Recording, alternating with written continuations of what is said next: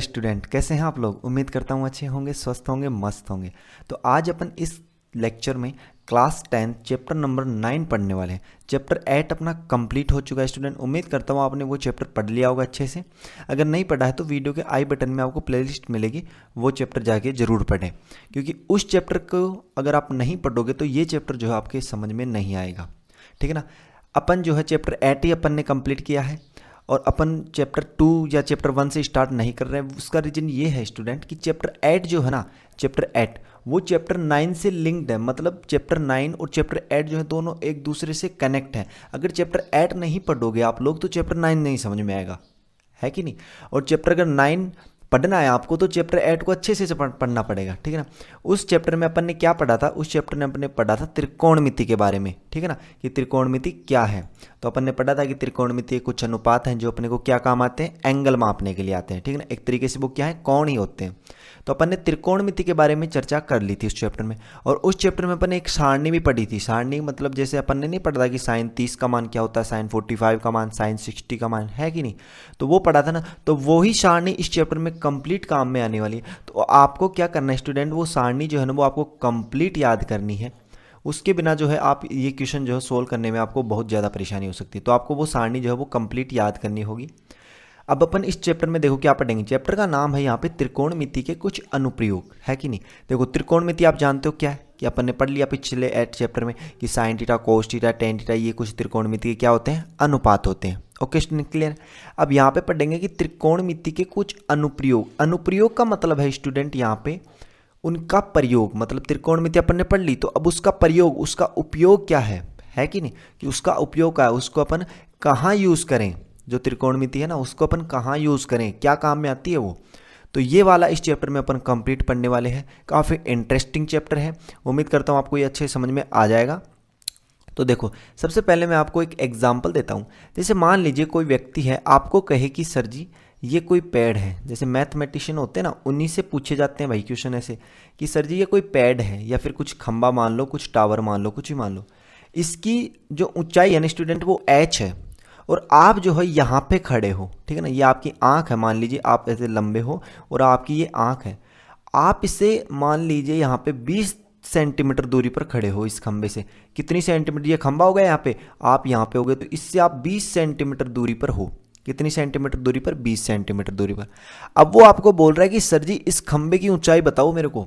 तो आप क्या करोगे, फिता इंच टेप लेके जाओगे क्या। जी सर बिल्कुल नहीं। ऐसे कहाँ तक लेके जाओगे, मान लीजिए बहुत ऊंचा है कि नहीं। तो आप कैसे नापोगे, तो उसको नापना कैसे पड़ेगा अपने को, त्रिकोणमिति की सहायता से। इस ऊंचाई को कैसे बताएंगे स्टूडेंट अपन, त्रिकोणमिति की सहायता से। त्रिकोणमिति का उपयोग कर अपन इस जो खंबा है इसकी ऊंचाई अपन आसानी से बता देंगे। उसके लिए आपको क्या करना पड़ेगा, एक इंस्ट्रूमेंट आता है, एक यंत्र आता है स्टूडेंट, क्लाइनोमीटर आता है, वो क्लाइनोमीटर।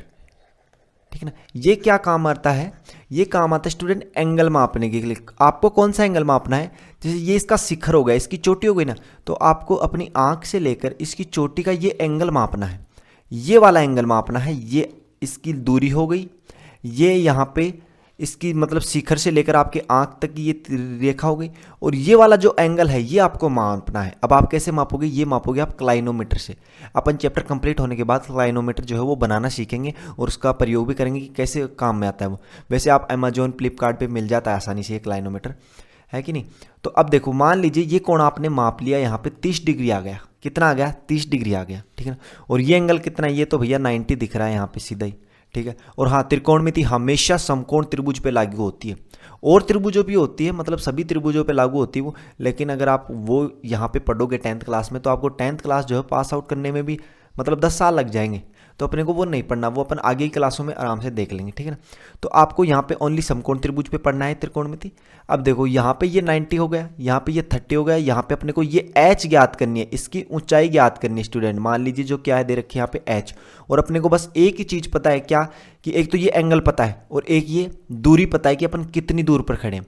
बस इतनी अगर आपको पता है तो आप इसकी ऊंचाई आसानी से ज्ञात कर सकते हो।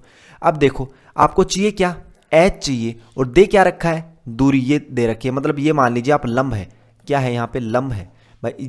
थीटा के सामने वाली भुजा क्या होती है, जैसे ये थीटा हो गया, इसके जस्ट सामने वाली भुजा लंब होती है, और ये क्या हो गया अपना आधार हो गया, क्या आधार। और सबसे बड़ी भुजा ये क्या है, करण है स्टूडेंट, ठीक है ना। अब देखो आपको क्या चाहिए, लंब चाहिए, और दे क्या रखा है, आधार। तो लंब और आधार के बीच में एक अनुपात होता है, या तो वो ज्ञात करो या फिर आधार और लंब के बीच में अनुपात है वो ज्ञात करो। तो आप कोई सा भी ले सकते हो। जैसे मान लीजिए मैंने यहाँ पे ले लिया लंब और आधार वाला अनुपात। तो आपने पिछले चैप्टर में पढ़ा होगा कि लंब बटे हुए आधार क्या होता है स्टूडेंट, सर जी वो होता है टेन थीटा। क्या होता है, टेन थीटा होता है लंब बटे आधार, ठीक है ना। अब बस मान रख दीजिए, कुछ नहीं, लंब की जगह क्या है अपना एच है सर जी, आधार कितना है यहाँ पे 20 सेंटीमीटर बराबर टेन ले लेंगे। अब थीटा क्या ले सर जी यहाँ पे, तो थीटा स्टूडेंट आपको लेना है यहाँ पे 30 डिग्री, क्योंकि ये कोण मापा है ना आपने, तो यहाँ पे लिख दीजिए आप 30 डिग्री। क्या लिख दोगे, 30 डिग्री। ओके क्लियर है। अब देखो ये h अपॉन 20 ऐसे कैसे बराबर टेन, 30 का मान कितना होता है, वो होता है सर जी 1/√3, ठीक है ना। अब चाहिए क्या, h, तो h रख लो बराबर देखो 1/√3, ये 20 यहाँ पे भाग में इधर आएगा तो ये गुणा में हो जाएगा, ठीक है ना। बराबर क्या आ गया अपना 20/√3। आप इसको जब आगे सोल्व करोगे तो ये कुछ पॉइंटों में आएगा, लेकिन अपने को यहीं तक इसका आंसर जो है वो लिख देना है। ओके, तो ये सेंटीमीटर आ जाएगी और ये अपना फाइनल आंसर। देखो बिना किसी इंच टेप के, बिना किसी यंत्र के अपन ने नापे हुए इसकी ऊंचाई बता दी, चाहे खंबा कितना भी लंबा हो अपन उसकी ऊंचाई बता देंगे। तो स्टूडेंट है ना इंटरेस्टिंग चैप्टर। तो ऐसे है ना इस त्रिकोणमिति का अपन उपयोग करने वाले हैं। तो यहाँ पे ये आपको उदाहरण से समझ में आ गया होगा कि अपन इस चैप्टर में क्या पढ़ने वाले हैं। जैसे अपन एक एग्जाम्पल और ले देते हैं, जैसे ये आपकी बुक का एग्जाम्पल है स्टूडेंट। देखिए क्या है कि धरती पर एक मीनार ऊर्ध्वाधर खड़ी है। कैसी खड़ी है, ऊर्ध्वाधर। ऊर्ध्वाधर का मतलब क्या होता है, सीधी होती है, मतलब सीधी खड़ी है एकदम, ठीक है ना, स्ट्रेट खड़ी है। धरती के एक बिंदु से, धरती का ये बिंदु मान लीजिए, इस बिंदु से जो मीनार के पाद बिंदु से 15 मीटर दूर है, धरती का ये एक बिंदु है। ये बिंदु कितनी दूर है, इस मीनार का जो पाद बिंदु का मतलब होता है स्टूडेंट यहाँ पे पैर से, जैसे पैर समझ लीजिए, जैसे पैर है ना, जैसे इंसान के पैर होते हैं, तो उसी तरीके से मान लीजिए मीनार है तो इसका पैर कहाँ पे, यहाँ पे। तो इस पाद बिंदु, इस पैर से 15 मीटर दूर है वो बिंदु। धरती वाला जो बिंदु वो कितनी मीटर दूर है, 15 मीटर। ये है वो बिंदु जो कितनी दूर है, 15 मीटर दूरी पर है। ओके, यहाँ पे दे रखा है मीनार के शिखर का उन्नयन कोण। कौन सा कोण, उन्नयन कोण। उन्नयन कोण का मतलब होता है स्टूडेंट ये नीचे वाला कोण, जो अपन ने पिछले एग्जाम्पल में मापा था ना, ये वाला कोण। आगे ले आपको मतलब इस एग्जाम्पल के बाद में बताऊंगा कि उन्नयन कोण व अवनमन कोण ये क्या होते हैं, ठीक है ना। लेकिन आपको सिंपली यहीं तक समझना है एक बार। तो देखो यहाँ पे अपने को दे रखा है ये उन्नयन कोण कितना दे दिया है, यहाँ पे 60 डिग्री दे दिया, अपने को मापने की जरूरत नहीं है, ठीक है। अब पूछ क्या रहेगा, वो मीनार की ऊंचाई बताइए, ये h बतानी है सर जी इसको। तो ये h कैसे बताएंगे स्टूडेंट, वो का वही तरीका जैसे अपन ने पिछले एक एग्जाम्पल लिया था। देखो कैसे, अपने को चाहिए क्या, h, दे क्या रखी है, ये दे रखी है, ये मान लीजिए आप आधार है यहाँ पे, क्या आधार, ये हो गया अपना कर्ण, ठीक है ना, और ये क्या हो गया अपना लंब। तो वही क्वेश्चन है सेम का सेम कि लंब और आधार के बीच में अनुपात देखना है, कर्ण में नहीं देखना आपको। कर्ण को भूल जाओ एक बार, क्यों, क्योंकि जो चाहिए और जो दे रखा ना उन दोनों के बीच में देख लो आप, तो रेशियो उनके बीच में कोई संबंध देख लो। तो लंब या तो आधार के बीच में देखो, नहीं फिर आधार और लंब के बीच में देखो। तो सर जी मैंने देख लिया यहाँ पे लंब और आधार के बीच में, लंब बट्टे हुए आधार, यहाँ पे मैंने ये अनुपात ले लिया। ओके, बराबर देखो क्या आएगा, लंब कितना है h है, बटे आधार कितना है, यहाँ पे आधार है सर जी 15 मीटर, 15 मीटर है, ठीक है। अब देखो सॉरी यहाँ पर, हाँ ये लिख दिया, ठीक है ना। अब देखो लंब बट्टे हुए जो आधार होता है ना स्टूडेंट, वो क्या होता है, वो होता है सर जी टेन थीटा। पिछले वाले चैप्टर में आपने अच्छे से पढ़ रखा होगा ये त्रिकोणमितीय अनुपात, ठीक है ना। जैसे साइन होता है, कोस होता है, ठीक है ना, 6 त्रिकोणमितीय अनुपात होते हैं, तो आपको वो पता होनी चाहिए। देखो लंब बट्टे हुए आधार टेन थीटा हो गया, तो लंब कितना है h, कितना है h है भैया h, ठीक है ना। बटे हुए आधार कितना है, वो है सर जी 15 मीटर बराबर टेन थीटा। तो टेन थीटा की जगह कितनी लेंगे, 60 डिग्री, ठीक है ना, बराबर। अब देखो क्या हुआ, h अपॉन 15 बराबर टेन, 60 का मान कितना होता है, वो होता है सर जी √3। सारणी का हमारी ना, सारणी के बिना ये क्वेश्चन सोल्व नहीं होंगे, तो आपको सारणी जो है ना वो याद करनी होगी। तो देखो h अपॉन 15 बराबर हो गया √3। तो देखो h बराबर कितना आ जाएगा, √3 गुणा 15। कहें इसको आगे लिखें तो 15√3 अपन इसको लिख सकते हैं, और साथ में क्या है मीटर, क्या है मीटर। ये इसकी क्या आ गई स्टूडेंट, ऊंचाई आ गई, इस मीनार की ऊंचाई आ गई। देखो चाहे मीनार कितनी भी बड़ी हो, अपन ने उसकी ऊंचाई ज्ञात कर ली यहाँ पे, है कि नहीं। अब देखो चलो एक और एग्जाम्पल से अपन ने सोल्व कर लिया। आप एक क्वेश्चन और ले लेते हैं, आपके चैप्टर का क्वेश्चन ले लेते हैं। जैसे चैप्टर के क्वेश्चन से समझने की कोशिश करो। यहाँ पे देखो अब की बार क्या है कि सर्कस का एक कलाकार, सर्कस का कोई कलाकार है जो एक 20 मीटर लंबी डोर पर चढ़ रहा है। कितनी मीटर डोर पर है वो, 20 मीटर। मान लीजिए ये 20 मीटर लंबी डोर है, इस पर वो यहाँ पे चढ़ रहा है, ठीक है, चढ़ रहा है, जो अच्छी तरह से तनी हुई है वो क्या है, अच्छी तरह से तनी हुई है मतलब एकदम टाइट है ना, स्ट्रेट है, तनी हुई है और भूमि पर सीधे लगे खंबे के शिखर से बंधा हुआ है। कहाँ पे बंधी हुई है वो, भूमि पर ये खंबा लग रहा है सीधा, इस खंबे के शिखर यहाँ पे बंधी है, वो ऊपर चोटी पे बंधा हुआ है। यदि भूमि स्तर के साथ डोर द्वारा बनाया गौण कोण, ठीक है ना, भूमि स्तर के साथ, भूमि स्तर कौन सा है ये, तो भूमि स्तर के साथ डोर द्वारा, किसके द्वारा स्टूडेंट, डोर द्वारा, ये पॉइंट ध्यान से देखो आप, डोर द्वारा, भूमि स्तर और डोर द्वारा, ये द्वारा ये वाला कौन दे रखा है इसने, ठीक है ना। अगर वो बोलता कि खंबे द्वारा भूमि स्तर के साथ तो ये वाला कौन हो जाता, लेकिन वो बोल रहा है कि भूमि स्तर के साथ डोर द्वारा बनाया गया कोण कितना है, 30 डिग्री है, तो खंबे की ऊंचाई ज्ञात करो। तो ये अपने को ये ऊंचाई ज्ञात करनी है। और दे क्या रखी है, कर्ण दे रखा, अब की बार ये होता अपना लंब, ये होता अपना कर्ण और ये होता अपना नीचे वाला आधार, ठीक है ना। अब की बार दे रखा अपने को कर्ण, तो मैंने क्या कहा था कि जो दे रखा है और जो पूछ रहा है उन दोनों के बीच में संबंध देखना है। तो अब की बार संबंध किसके बीच में देखेंगे, लंब और कर्ण के बीच में देखेंगे। जैसे लंब बट्टे हुए कर्ण के बीच में देखेंगे, तो लंब बट्टे हुए कर्ण क्या होता है सर जी, वो होता है साइन थीटा, होता है ना। तो देखो लंब क्या माना अपन ने, लंब मान लिया, एच मान लिया, भाई ये एच ही तो है लंब, ठीक है। बट ये कर्ण कितना है, कर्ण दे रखा है यहाँ पे 20 मीटर बराबर साइन थीटा, तो साइन थीटा की जगह कितने लेंगे, 30 डिग्री, ठीक है ना। अब देखो आगे क्या होगा, एच अपॉन 20 मीटर बराबर साइन 30 का मान कितना होता है सर जी, वो होता है 1/2, सारणी आपको याद करनी ही होगी, ठीक है ना। अब देखो एच बराबर क्या हो जाएगा, 1/2, ये 20 क्या है, गुणा में, भाग में है, सॉरी भाग में है, तो इसको इधर लेके आएंगे तो केस में हो जाएगा गुणा में, तो यहाँ पे ये कितना बच जाएगा 10, तो एच बराबर जो आगे ना स्टूडेंट वो आ गया आपकी 10 मीटर, ठीक है ना। अभी मैंने यहाँ पे थ्योरी नहीं लिखी है, वैसे थ्योरी लिखते हैं थोड़ी बहुत कि दिया क्या है, ठीक है ना, वो अपन जैसे एग्जाम वैसे क्वेश्चन पर्सनली में चलेंगे ना तब आपको बताएंगे, ठीक है ना, कैसे क्या लिखना है। लेकिन अपने यहाँ पे समझ रहे हैं कि अपने को कैसे करने इसके क्वेश्चन। तो ये अपनी एच जो है वो यहाँ पे क्या आ गई, ऊंचाई आ गई स्टूडेंट, ठीक है ना, खंबे की ऊंचाई आ गई। तो ये आपका फाइनल आंसर होता है यहाँ पे। अब उम्मीद करता हूँ आपको 3 क्वेश्चन समझा दिए गए हैं। अब अपन स्टूडेंट वो बात कर लेते हैं क्या कि उन्नयन कोण, अवनमन कोण, दृष्टि रेखा, ये क्या होते हैं, ठीक है ना, ये आपके चैप्टर में काम आने वाले हैं, तो इनके बारे में पढ़ लेते हैं। देखो यहाँ पे ध्यान से क्या होते हैं ये, देखो सबसे पहले आती है अपनी दृष्टि रेखा, कौन सी रेखा, दृष्टि रेखा, line of sight. Line of sight मतलब जिस तरफ देख रहे हैं अपन, जैसे यहाँ पे मैं लिख दूं एक तरीके से कि जिस तरफ देख रहे हैं या देखा गया है, जिस तरफ देखा गया है। अगर आप राजस्थान से हो, राजस्थान में अगर आप जयपुर साइड में, सीकर साइड में हो, तो आपको मैं बता दूं जैसे मारवाड़ी होती है अपनी, तो मारवाड़ी में बात करूं तो दृष्टि रेखा का मतलब कहीं हुआ है कि जैसे आडी पड़ी लाठी कौन है, बी साबू है, जैसे मान लीजिए या मतलब या पड़ी है यार लाठी, मतलब लकड़ी मान लो कोई पड़ी है, ठीक है, तो यह हुआ दृष्टि रेखा, ओके ना।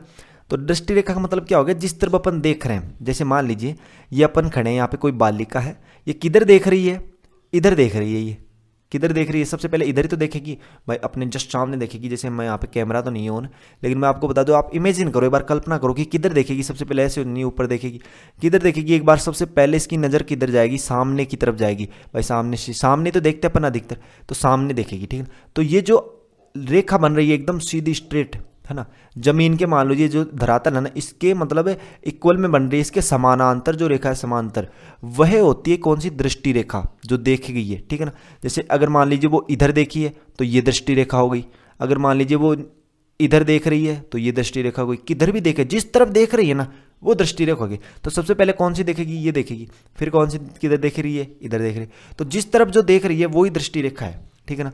तो ये अपना हो गया क्षैतिज स्तर, क्या हो गया, क्षैतिज स्तर, इसको जो बोलते हैं ना अपन, जो धरातल के एकदम इक्वल में, वो तो होता है क्षैतिज रेखा, क्षैतिज स्तर।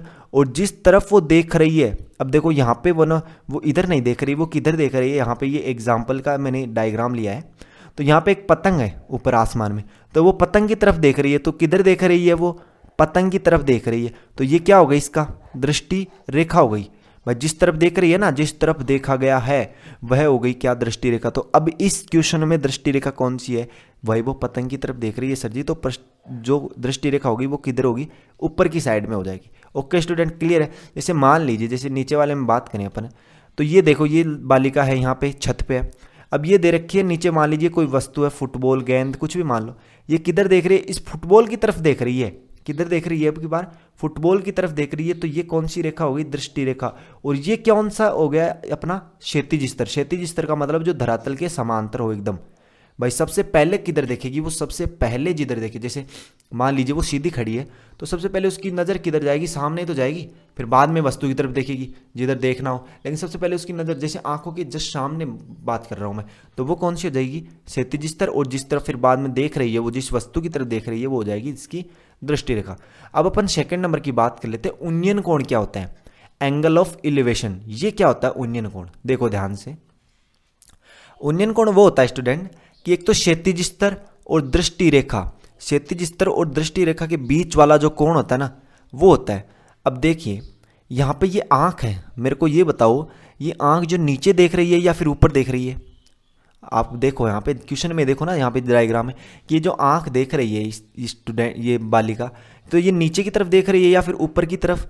तो सर जी पतंग जो है ना वो ऊपर है आसमान में, तो ये ऊपर की तरफ देख रही है कि नहीं भाई, ऊपर ही तो आसमान है, ऐसे तो नहीं भाई नीचे उड़ रहा है पतंग, ऊपर उड़ रहा है, तो ये किधर देख रही है, ऊपर की तरफ देख रही है, तो किधर देख रही है, ऊपर की तरफ देख रही है, ठीक है ना। तो ये दृष्टि रेखा हो गई जिधर देख रही है, और ये हो गई अपना क्षैतिज स्तर, तो जिस तरफ देख रही है। अब देखो मैं यहाँ पे लिख देता हूँ, जब आंखें किधर हो, जब आंखें ऊपर की ओर हों, किधर हों, ऊपर की ओर हों, कोण हमेशा मापा जाता है दृष्टि रेखा और क्षैतिज रेखा के बीच वाला। तो दृष्टि रेखा तो ये हो गई और क्षैतिज रेखा ये हो गई, ठीक है ना। तो इनके मध्य का जो कोण है ना वो कोण होगा उन्नयन कोण। और कब होगा उन्नयन कोण, जब होगा सर जी जब वो ऊपर की तरफ, देखो ध्यान से देखो उन्नयन कोण में ऊ का मतलब समझ लो आप ऊपर से है, और कोण तो ऊपर वाला कोण, मतलब जब ऊपर देख रही ना वो वाला कोण, ठीक है ना। अब जैसे अवनमन समझो तब आपको अच्छे समझ में आएगा। अवनमन कोण क्या है, देखो जैसे ये छत पे खड़ी है, ठीक है ना, तो क्षैतिज स्तर कौन सा हो गया, क्षैतिज स्तर हो गया सर जी ये इसके जस्ट आंख वाले और धरातल के जो समांतर होता है ना वो क्षैतिज स्तर हो गया, ठीक है। अब देखो ये किधर देख रही है, अब देख रही है सर जी नीचे वस्तु है कोई, उधर देख रही है वस्तु की तरफ, तो ये हो गया इसका दृष्टि रेखा, बस जिस वस्तु की तरफ देख रही है वो दृष्टि रेखा हो गई, ठीक है ना। तो ये हो गई दृष्टि रेखा। तो आपने कहा था कि सर क्षैतिज स्तर और दृष्टि रेखा के बीच वाला कोण ही अपन बोलते हैं या तो अवनमन होगा या उन्नयन।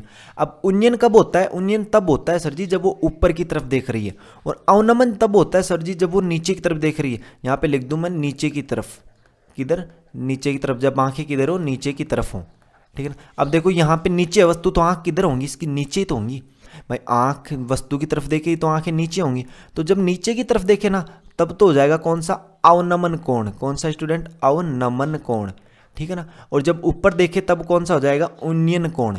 तो ये क्लियर है नहीं, ये लॉजिक यहाँ पे उम्मीद करता हूँ आपके ये जो कॉन्सेप्ट है ये क्लियर हो गया होगा। अगर नहीं होगा ना तो भी कोई बात नहीं है, क्वेश्चन अपन सोल्व करेंगे तो उसमें आराम से आपको समझ में आ जाएगा। लेकिन आपको बस ये समझना है, हाँ यहाँ पे एक बात और ध्यान देनी है आपको कि दृष्टि रेखा और क्षैतिज स्तर के बीच वाला ही कोण होता है हमेशा, या तो उन्नयन होगा या फिर अवनमन होगा। ऐसे नहीं कि जैसे मान लीजिए ये आपको, मान लीजिए ये यहाँ पे इसकी ऊंचाई हो गई इस कमरे की या फिर इस घर की, मान लीजिए, तो ये वाला कोण हो गया सर जी अवनमन, बिल्कुल नहीं। क्षैतिज स्तर और दृष्टि रेखा के मध्य वाला कोण, तो भैया क्षैतिज स्तर तो ये है और दृष्टि रेखा ये है, तो इसके बीच वाला कोण होगा अवनमन।